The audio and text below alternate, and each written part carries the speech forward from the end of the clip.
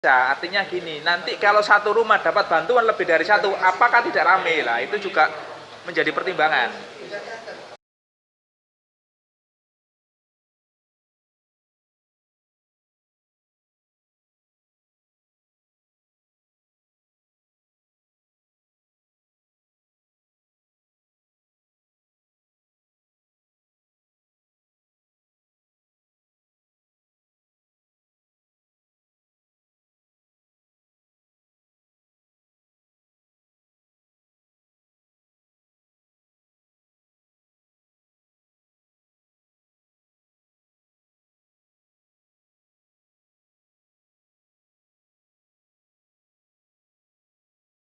Oke, assalamualaikum warahmatullahi wabarakatuh. Bismillah, alhamdulillah, salatu wassalamu ala rasulillah, la nabiyya ba'da, la hawla wa la quwwata illa billah wa ba'du. Teman-teman petugas data, khususnya untuk data kesejahteraan sosial yang perlu kita bangun. Kalaupun sudah ada bangunan perlu kita perbaiki ya, renovasi ya. Hari ini tanggal 3 Oktober, hari Sabtu, di Balai Desa Balongbanggang ya, yang berkumpul seluruh desa di Kecamatan Balongbanggang. Alhamdulillah kita dalam keadaan sehat. Semoga dicatat sebagai amal yang baik. Amin. Sebelum praktek perlu sedikit saya jelaskan terkait dengan adanya DTKS, data terpadu kesejahteraan sosial, itu menjadi induk data dari semua bansos dari pusat. Kenapa ini saya jelaskan dulu? Karena akhir-akhir ini banyak sekali permohonan KIP. Untuk proses dapat KIP itu yang dibayangkan para pemohon datang ke dinas sosial membawa surat pengantar, pulang bawa kartu. Yang dibayangkan seperti itu, padahal prosesnya tidak seperti itu. Yang penting pemohon itu masuk data terpadu dulu. Kalau diibaratkan DTKS itu di dinas sosial, maka pintunya adalah 6NG yang ada di desa, jadi tidak perlu ke sana. Baik itu bantuan pusat berupa PKH atau sembako, KIP, termasuk KIS, cukup dimasukkan di 6NG itu. Usulannya seperti itu. Jadi tidak perlu bikinkan surat pengantar sampai ke dinas sosial. Kasihan jauh juga dari sini ke dinas sosial paling tidak gitu. 30 kiloan ya. Ya lumayan lah. Nah, sehingga kenapa dulu saya melakukan percepatan pembagian 6NG itu karena fungsinya seperti itu. Sebagai pintu masuknya pemohon untuk dapat bantuan dari pemerintah pusat.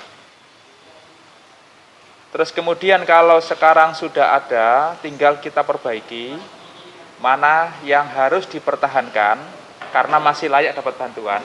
Ya, jenengan yang paling tahu di desa. Kalau bawa surat ke dinas sosial itu seakan-akan nanti kita yang akan survei ya, kita tidak mampu untuk itu. Jangkauannya juga Kabupaten Gresik, kemudian pasukan di sana juga kurang. Kalau nanti itu terjadi, berarti fungsinya 6NG nanti menjadi apa ya? Menjadi tidak fungsi. Untuk itu cukup melalui 6NG itu dengan adanya berita acara, musdes atau musyawarah, itu adalah salah satu bukti bahwa data yang dirubah atau dilaporkan untuk dihapus atau diusulkan itu sudah disetujui di desa. Hanya itu. Jadi sekali lagi ya, proses untuk dapat bantuan cukup melalui 6NG yang ada di desa. Tidak perlu mengarahkan warga untuk datang ke dinsos. Kalau nanti tanya kartunya bagaimana, ya gampangnya gini, yang penting masuk data dulu, masuk rumah data dulu. Dalam hal ini DTKS. Melalui 6NG, ya. Persoalan nanti kartunya itu dapat kapan, itu urusan nanti. Contoh kayak KIS. KIS itu kan prosesnya masuk 6NG juga. Nanti kartunya dari mana? Dari BPJS. Begitu pula KIP, cuman untuk sementara KIP belum dapat informasi dari mana dapatnya. Mungkin dinas pendidikan, tapi belum. Yang penting jenengan memahami, itulah prosesnya. Data yang ada itu diperbaiki. Terus bagaimana dengan adanya berita tentang saldo nol, kemudian KIS non aktif, kemudian ada yang injek bukan, maksudnya ada ATM yang instan. Itu semua perlu kembali ke Sikenji.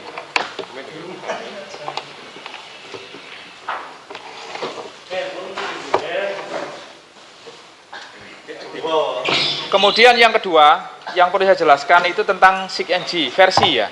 Jangan bingung dengan versinya Sikenji.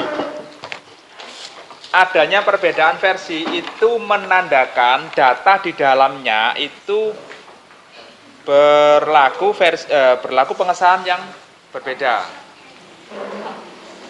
Contoh kayak versi 241 ini itu berisi DTKS yang sudah disahkan oleh Mensos pada Januari 2020.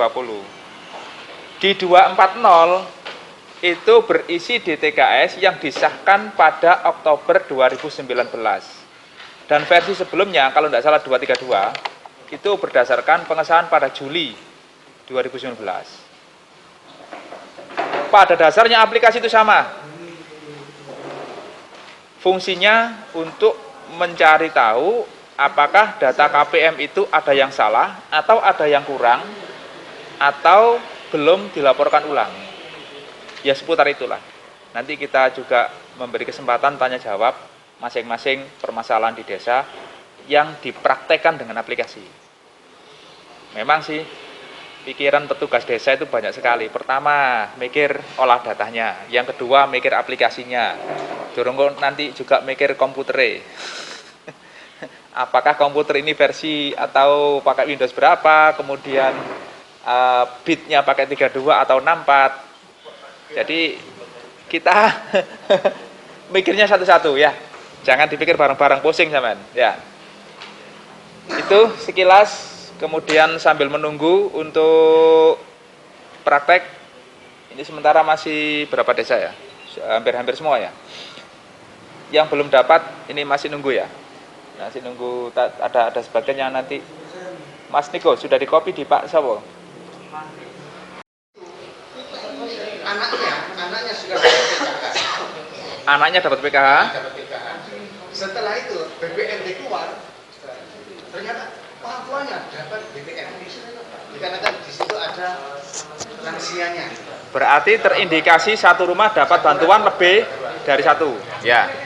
Setelah itu, pada saat itu kita konsultasi, Pak, ini ada satu keluarga, ada dua, Pak.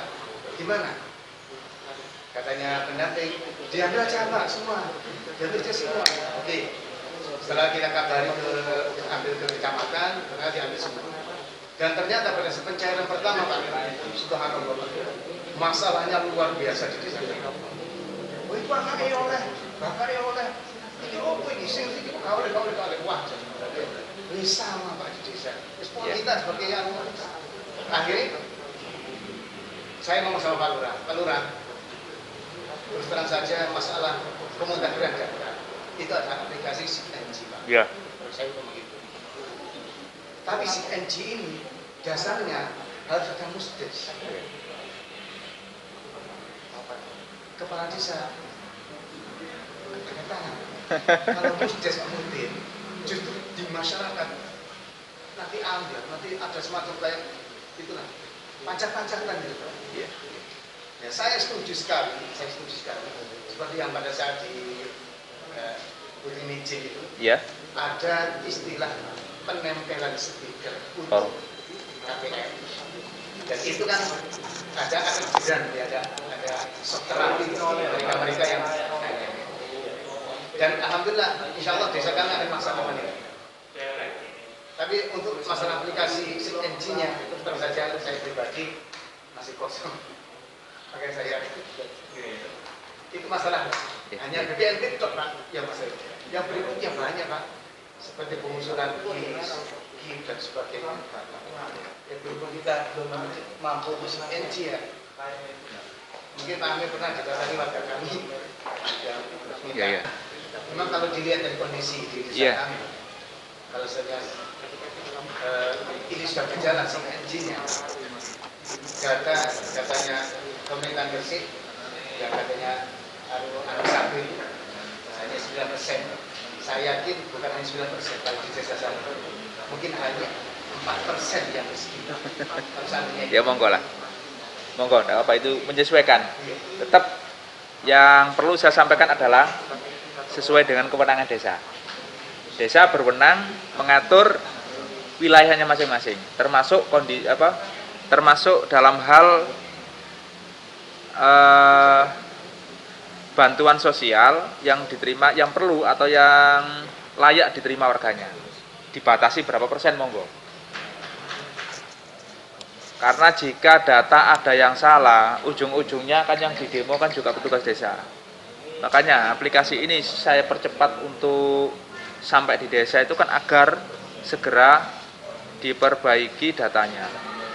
Untuk mengurangi masalah tujuannya. Seperti itu. Terus tadi terkait dengan, oh ya sudah ya. Kalau memang ada misalkan